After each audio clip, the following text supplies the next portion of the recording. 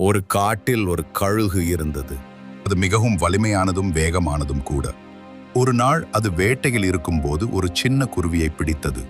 குருவி மிகுந்த பணிவுடன் சொன்னது, எனக்கு இன்னும் வாழ வேண்டும், தயவு செய்து என்னை விட்டுவிடு என்று பரிவுடன் சொன்னது. அது கேட்ட கழுகு இரக்கத்துடன் குருவியை விடுவித்து விட்டது. குருவி மகிழ்ச்சியுடன் பறந்து விட்டது. சிறிது காலம் சென்றது. ஒரு நாள் அந்த கழுகு வேட்டையில் இருக்கும்போது காயமடைந்தது. பறக்க முடியாமல் தரையில் விழுந்தது. வேட்டையாடிகள் அதை பிடிக்க வரும்போது அந்த குருவி தன்னுடைய கூட்டத்தை அழைத்து கொண்டு வந்தது. எல்லோரும் சேர்ந்து அந்த கழுகை பாதுகாப்பாக காட்டு பக்கத்துக்கு இழுத்து கொண்டு போனார்கள். வேடர்களிடம் இருந்து கழுகை காப்பாற்றி அதன் காயத்தை ஆற்றின. காயம் ஆறிய கழுகு மகிழ்ச்சியுடன் மேலே பறந்தது.